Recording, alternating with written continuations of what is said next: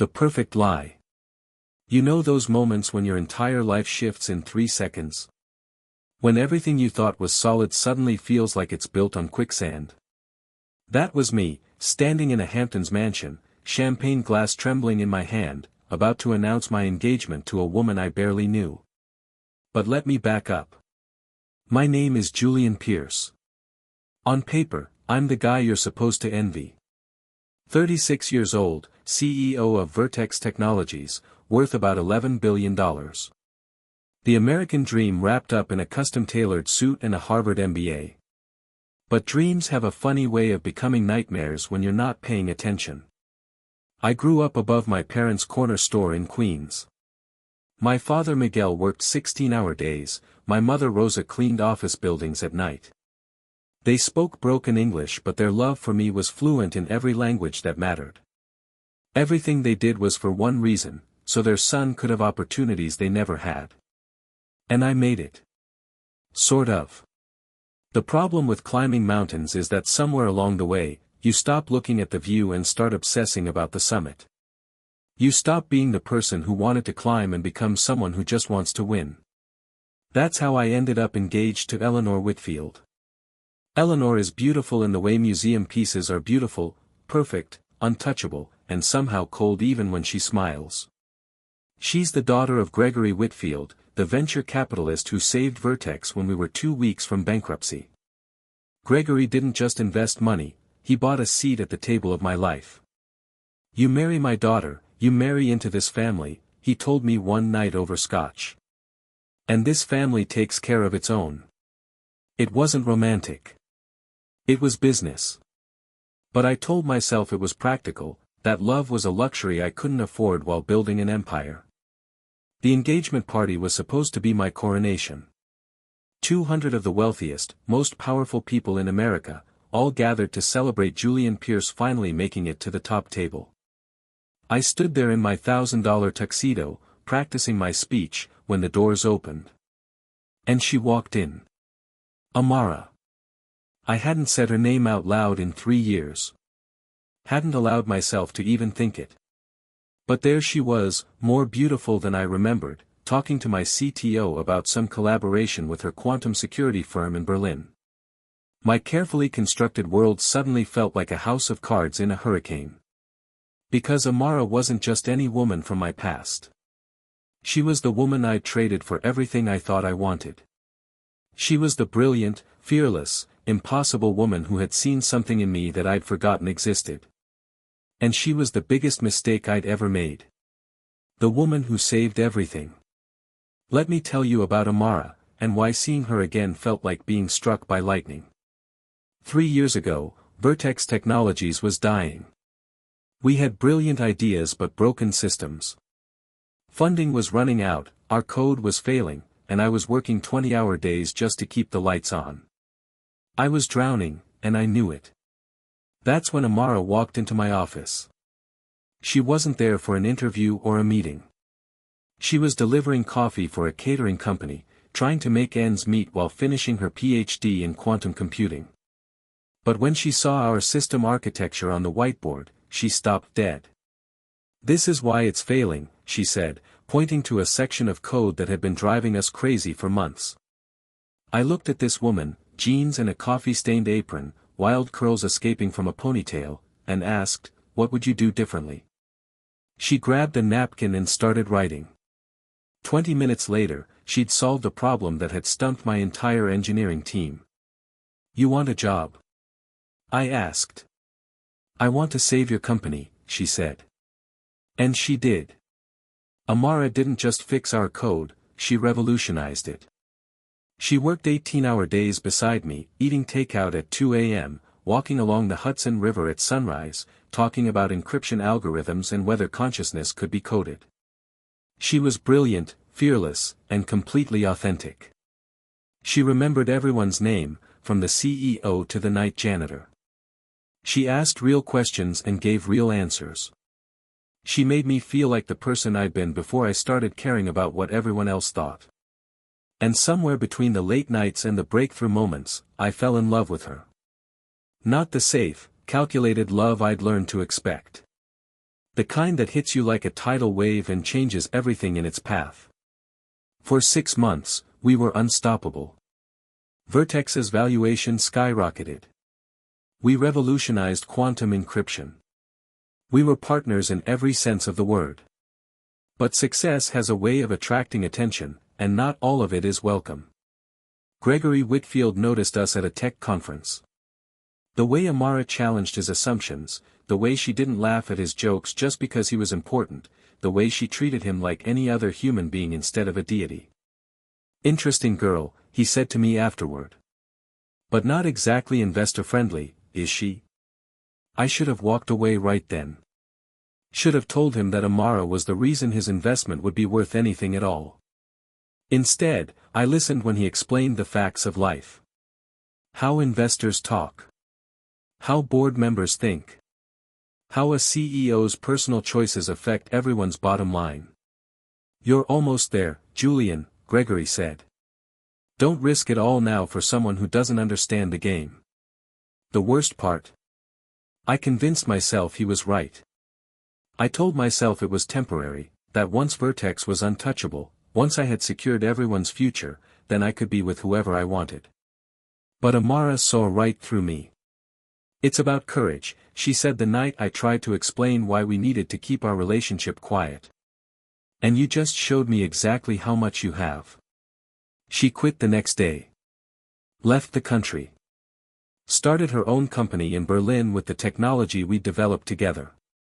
I buried myself in work, told myself I'd made the smart choice, the responsible choice. But standing in that Hamptons mansion, watching Amara talk to my colleagues about the company she'd built without me, I realized the truth. I hadn't made the smart choice. I'd made the coward's choice. And now she was back. The moment of truth. The engagement party continued around me like a perfectly choreographed dance, but I felt like I was watching it from underwater. Everything was muffled, surreal, wrong. Eleanor stood across the room, elegant and composed, chatting with the wives of board members about charity galas and summer homes. She caught my eye and smiled, the same practiced smile she'd worn in 100 photographs, the one that said, "Everything is exactly as it should be." But nothing was as it should be. Gregory was holding court near the bar, already drunk on champagne and the promise of power. "My future son-in-law," he announced to anyone within earshot, "is going to take Vertex to the next level. 50 billion by 2027, mark my words." The crowd murmured appreciation. These people loved nothing more than the promise of more money, bigger numbers, higher stakes. I was supposed to give a toast in 15 minutes. I had it memorized, grateful words about Eleanor, humble acknowledgments of Gregory's faith in me, promises about our shared future. All lies wrapped in elegant language. But across the room, Amara was explaining something to my head of security, her hands moving as she spoke, her eyes bright with the kind of passion I'd forgotten existed. She was talking about quantum encryption protocols, turning complex algorithms into poetry, and even my security chief, a former Navy SEAL who usually looked bored by everything, was hanging on her every word. This was the woman I'd given up for what? For this gilded cage? For Gregory's approval? For a life that looked perfect in photographs but felt like death by 1,000 small compromises?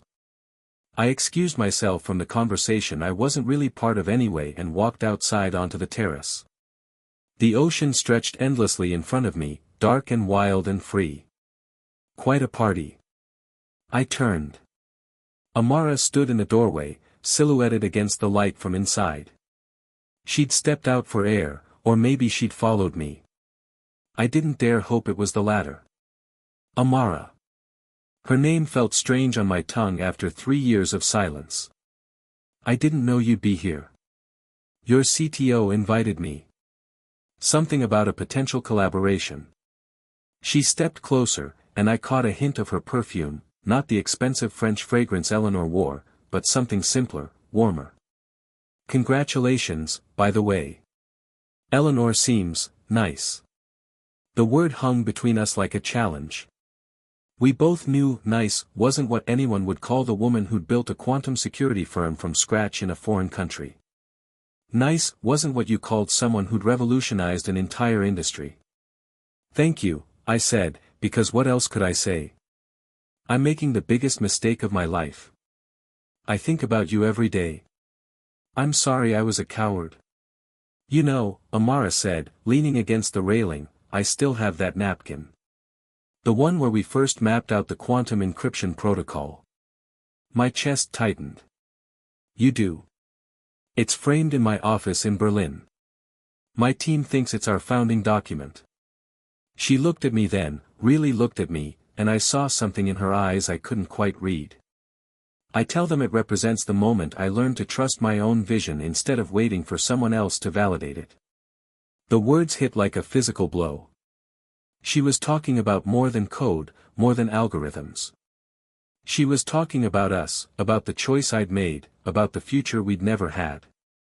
From inside, I heard the sound of someone tapping a glass. Eleanor's voice carried through the night air, if I could have everyone's attention, I believe my fiancé has something he'd like to say. The moment of truth had arrived. I could go inside, give my rehearsed speech, seal my fate with pretty words and false promises. Or. I have to go, I said. Amara nodded. I know. But as I walked toward the door, she called my name one more time. Julian. I turned back.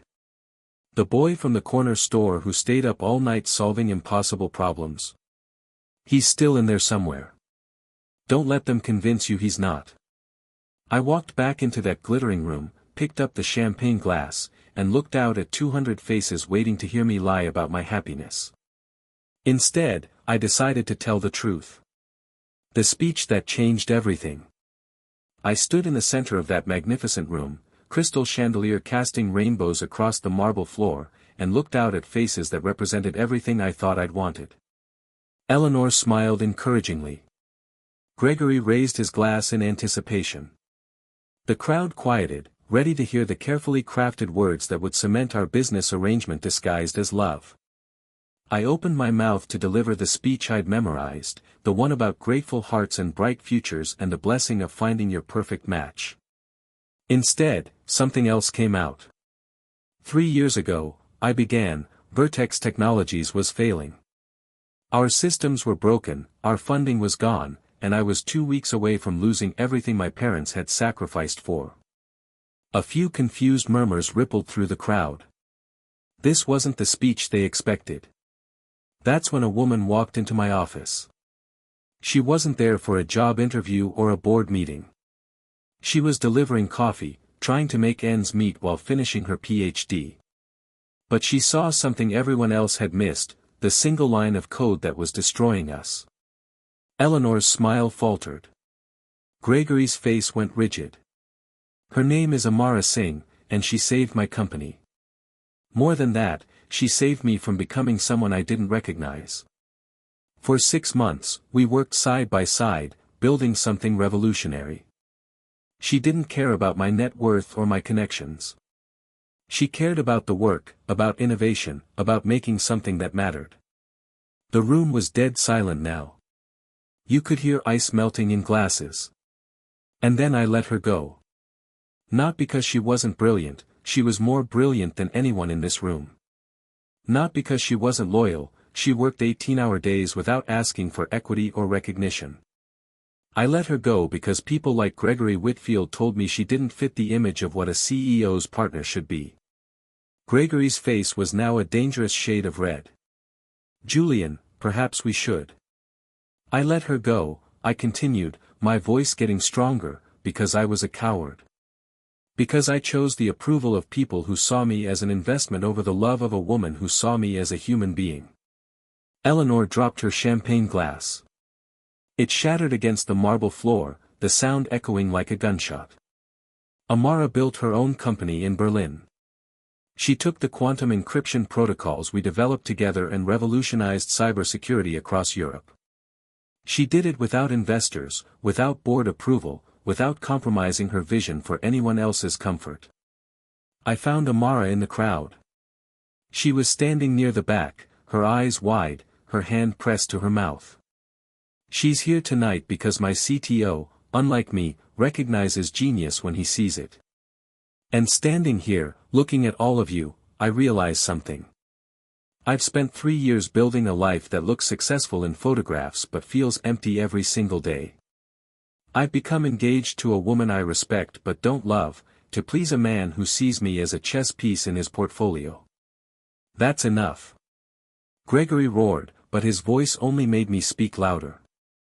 You want to know what success really looks like?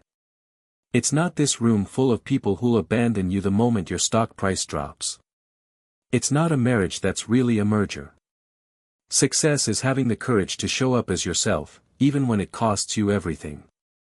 I set down my champagne glass and looked directly at Eleanor. I'm sorry. You deserve someone who loves you the way you deserve to be loved. That someone isn't me. Then I looked at Gregory. And you deserve to know that the diversity hires you're planning to eliminate from our board. They're the ones who built the backbone of this company. Fire them, and you'll destroy everything we've built. The crowd was in chaos now. Voices raised, phones out, people already calculating how much money this public meltdown would cost them. I didn't care. For the first time in 3 years, I could breathe. I walked through that crowd of shocked faces, past Eleanor who was crying, past Gregory who was screaming about lawsuits and contracts, past all the people who tried to turn me into their version of success.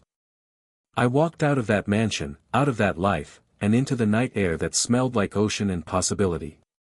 Behind me, I could hear the sound of my carefully constructed world collapsing. It was the most beautiful sound I'd ever heard. The price of truth. The morning after the engagement party, my phone wouldn't stop ringing. By noon, I'd lost $53 million in pooled investments. Gregory's friends had quit my board. My PR team had resigned en masse. The business press was calling it the most expensive public breakdown in tech history. My parents called from Queens, worried about the headlines.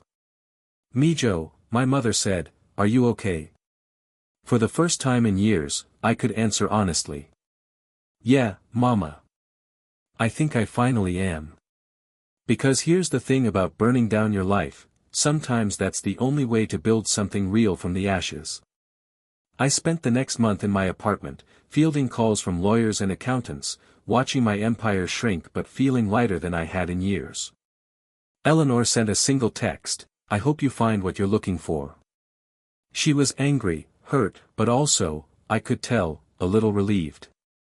Neither of us had been happy living that lie. Gregory tried to destroy me, of course. Called in favors, spread rumors, attempted a hostile takeover of Vertex. But the funny thing about building a company on solid ground is that it's harder to tear down than people think. The engineers stayed. The real innovators stayed. The people who cared about the work rather than the politics, they stayed. 2 months after the party, I found myself in a small cafe in Berlin. I'd come to discuss a partnership between Vertex and Amara's company, but really, I'd come to apologize. Not to ask for forgiveness, that wasn't something I could demand, but to acknowledge the harm I'd caused and try to make amends. The cafe was nothing like the restaurants I'd grown accustomed to. No white tablecloths or sommelier. Just good coffee, natural light, and the kind of honest conversation I'd forgotten was possible. "You know," Amara said, stirring her coffee, "I read about what happened. The whole internet did. I imagine it was quite a spectacle. It was brave." I laughed, but there was no humor in it. Brave? I destroyed my career, lost millions of dollars, and humiliated myself in front of 200 people. Most people would call that stupid. Most people spend their entire lives too afraid to tell the truth about anything that matters. She looked at me across the small table. "You told the truth when it cost you everything. That's not stupid. That's courage." We talked for hours that day. About quantum encryption and consciousness, about the company she'd built and the one I was rebuilding, about parents and dreams and the strange paths that bring us back to ourselves. She didn't forgive me immediately. I didn't expect her to. Trust, once broken, doesn't heal overnight. But she agreed to work together, cautiously, professionally, on projects that mattered to both of us. Over the following months, I learned what success actually looked like. It wasn't headlines or valuations. It was my parents visiting my smaller office and saying I looked like myself again. It was sleeping through the night without anxiety medication. It was building something meaningful with people who shared my values rather than my investors' expectations. And slowly, carefully, Amara and I began to rebuild something too. Not the intense, desperate love of our 20s, but something deeper. Friendship that grew into partnership that grew into something neither of us wanted to name too quickly. One evening, 6 months after Berlin, we were walking along the Hudson River where we'd walked years before. The sun was setting, painting the water gold, and everything felt possible. "Julian," she said, stopping to face me, "would you like to have dinner tomorrow? Not a business dinner. Not a project meeting. Just, dinner." I thought about the boy from the corner store who'd been afraid to dream too big, and the man who'd been afraid to dream at all, and the person I was becoming who was learning to dream just right. "Yes," I said. "I'd like that very much. Some people will tell you I lost everything at that engagement party. The truth is, that was the first time I chose to win. That was the day I remembered that success isn't about what you accumulate, it's about who you become in the process. The real victory wasn't in the money or the headlines or the empire I'd built. It was in the moment I found the courage to show up as myself, even when it cost me everything I thought I wanted. It was in choosing love over comfort, truth over safety, authentic connection over profitable relationships. That night, as Amara and I planned our first real date in 3 years, I realized something important: the best decisions in life often look like disasters from the outside. But from the inside, where your heart finally gets to beat at its own rhythm, they feel like coming home. Sometimes you have to lose everything to discover what you actually need. Sometimes you have to disappoint everyone else to finally make yourself proud. And sometimes, if you're very lucky, the person you hurt most will give you a second chance to do better. That's a gift worth more than any empire, any fortune, any version of success that requires you to forget who you really are. The end.